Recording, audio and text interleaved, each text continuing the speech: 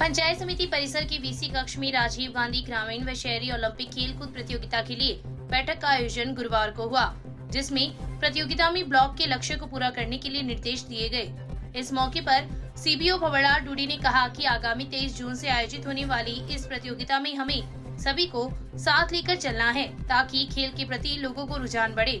इस बैठक में विभाग की विभिन्न योजनाओं की जानकारी देते हुए डूडी ने कहा कि हम ऐसा प्रयास करें जिससे सभी कार्य समय पर पूर्ण हो सके। बैठक को अतिरिक्त ब्लॉक शिक्षा अधिकारी उमेश कुमार जाखड़ व आनंद कुमार पारेख, संदर्भ व्यक्ति पवन जोशी, नंदलाल स्वामी, शारीरिक शिक्षक अशोक गोड़ ने भी संबोधित किया। बैठक में प्रधानाचार्य हरलाल डूडी, हरबंश लाल जानू, दुर्गाराम भारी सहित विभिन्न पंचायत के प्रभारी उपस्थित थे। विधायक अविनेश महर्षि गुरुवार को क्षेत्र के दौरे पर रहे। इस दौरान विधायक कार्यालय में प्रेस वार्ता का आयोजन हुआ, जिसमें केंद्र की मोदी सरकार के 9 साल के कार्यकाल को बेमिसाल व स्वर्णिम काल बताया। उन्होंने कहा कि कोरोना काल में वसुधैव कुटुंबकम की भावना के साथ दुनिया में एक बेहतरीन नेतृत्व के तौर पर भारत उभरा है। प्रधानमंत्री नरेंद्र मोदी ने दुनिया की नजर में बदलती भारत की छवि पर कहा कि पहले लोग कहते थे कि भारत बदल नहीं सकता, लेकिन केंद्र की भाजपा सरकार ने सोच को ही बदल डाला।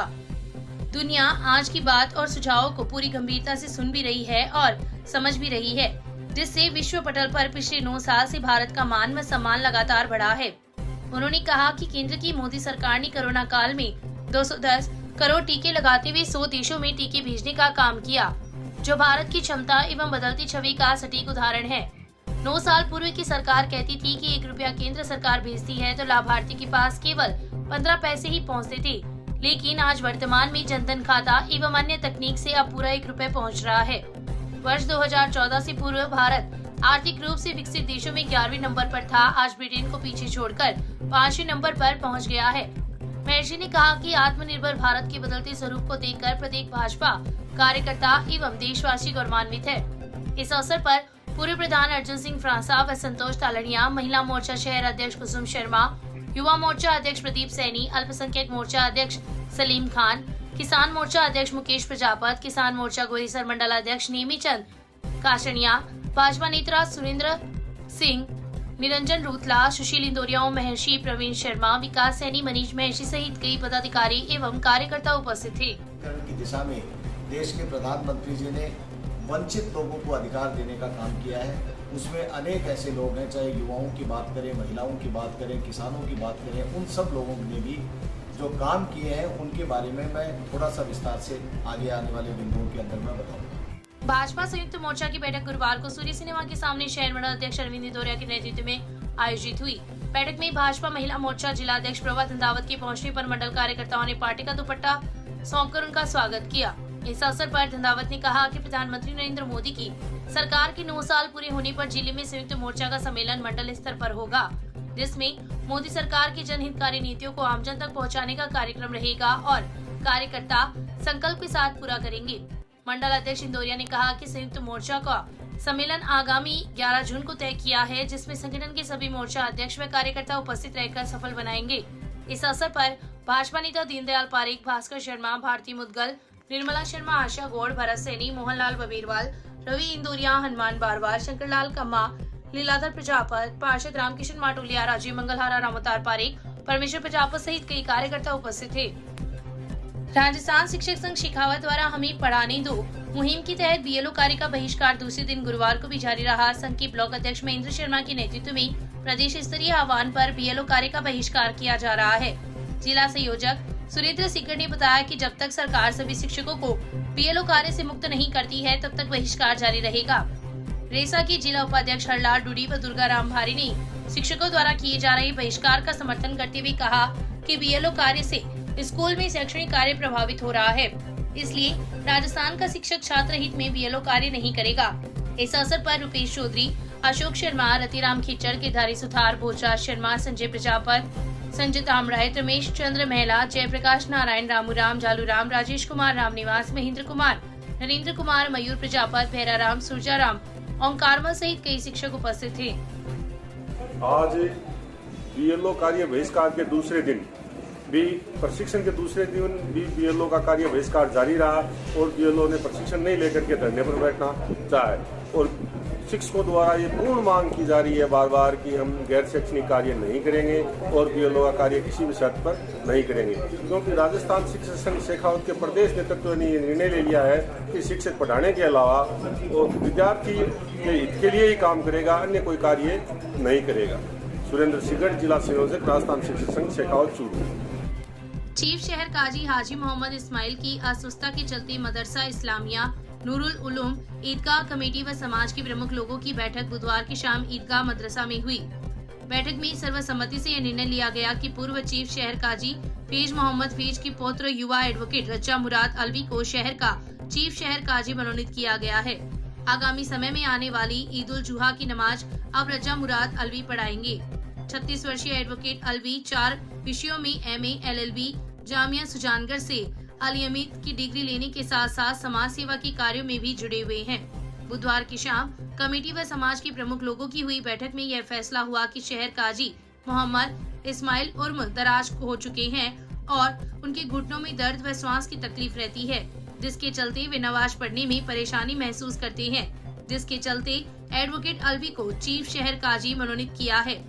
हुई बैठक में ईदगाह कमेटी के अध्यक्ष मोहम्मद जमील मंडेलिया, उपाध्यक्ष मोहम्मद शरीफ, सचिव मोहम्मद राशिद गौरी, कोषाध्यक्ष मोहम्मद शरीफ, सह कोषाध्यक्ष कासम सिकरिया, अयूब बहलेम, मुंशी खोकर, शरीफ जिद्रान, मोहम्मद साबिर गोरी, समाज के प्रमुख लोगों ने अख्तर तगाला, हाजी आमीन खत्री, हाजी मकबूल मंडेलिया, हनीफ खत्री, आमीन खत्री, अब्दुल मजीद खोकर, मौलाना अब्दुल हमीद कासमी, हाफिज तैयब, सलीम भेलिया, रफीक भेलिया, आबिद हसन सरदार, आजम निर्माण सहित कई लोग उपस्थित थे।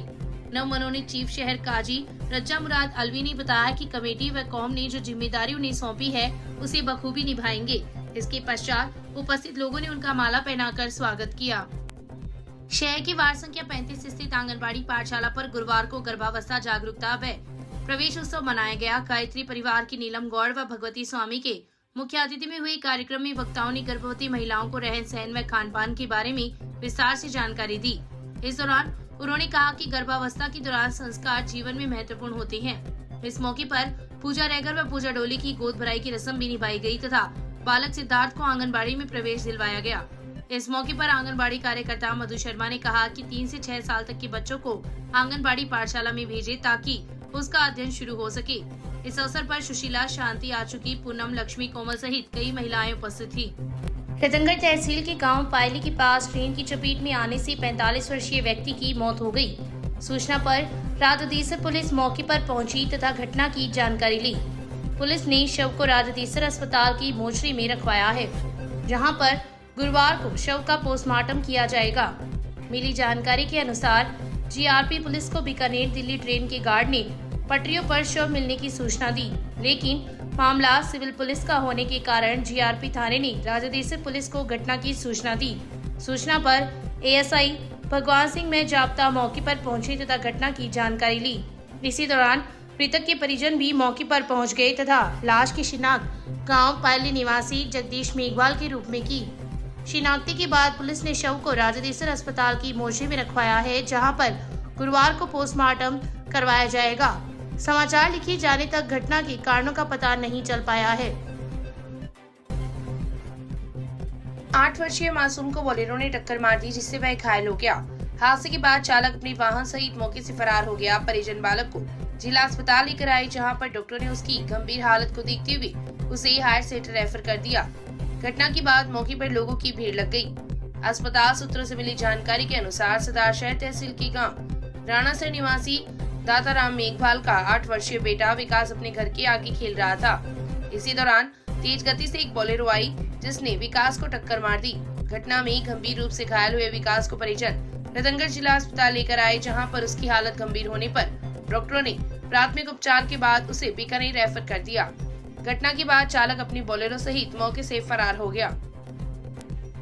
रतनगढ़ पुलिस ने नाकाबंदी के दौरान लहसुन के कट्टों के नीचे अफीम दूध की तस्करी कर रही 2 लोगों को गिरफ्तार कर उनके कब्जे से 1 किलोग्राम अफीम दूध बरामद की है। जब्त अफीम दूध का बाजार मूल्य करीब 2 लाख रुपए बताया गया है। सीआई सुभाष बिजारडिया ने बताया कि मादक पदार्थों के विरुद्ध चलाए जा रहे अभियान के अंतर्गत पुलिस ने उक्त कार्रवाई की है। मामले के अनुसार रतनगढ़ में मेगा हाईवे पर 400 कीवी बिजली घर के पास नाकाबंदी की जा रही थी।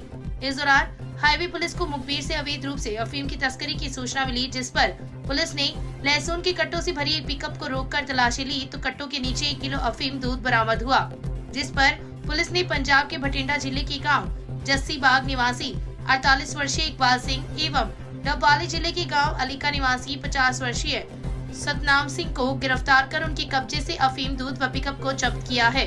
आरोपी मध्य प्रदेश से पंजाब जा रहे थे कि रतनगढ़ पुलिस ने उक्त कार्यवाही कर दोनों को गिरफ्तार कर लिया। प्रकरण की जांच सुजानगढ़ सदर थाना अधिकारी मनोज मूड कर रहे हैं। दोपहर को मुखबिर इत्तला से सरदार शहर रोड पर लहसुन के कट्टों से भरी हुई पिकअप जो एमपी से पंजाब की तरफ जा रही थी, 1 किलो अवैध अफीम का दूध उससे बरामद कर 2 मुलजिमानों को गिरफ्तार किया गया है। अनुसंधान जारी है। सर कोई अब तक की पूछताछ में क्या सामने आया? सर क्या बता रहे, कहाँ से कहाँ जा रही थी? ये कोई एमपी से लेके आए थे, पंजाब जा रहे थे। आगे इन्वेस्टिगेशन किस से लेके आए थे, आगे कहाँ देने जा रहे थे, इसके बारे में अनुसंधान किया जा रहा है। पति पत्नी के झगड़े के बाद एक पिता ने अपने 3 साल के मासूम बेटे को कुल्हाड़ी से वार कर हत्या कर दी। प्रकरण में तत्परता दिखाते हुए पुलिस ने आरोपी को दस्तयाब कर लिया है तथा पूछताछ जारी है। मामले के अनुसार रतनगढ़ के गांव प्रेमनगर निवासी किशोर जाट ने पुलिस को रिपोर्ट दी कि उसका बड़ा भाई 25 वर्षीय प्रहलाद जाट अपने परिवार से अलग खेत में ढाणी बनाकर रहता है। ढाणी में प्रहलाद अपनी पत्नी, 3 वर्षीय बेटा लोकेश व 1 वर्षीय भरत के साथ रहता है। मंगलवार को किसी काम से घर से बाहर गया हुआ था, जो बुधवार की सुबह 7 बजे लौटा।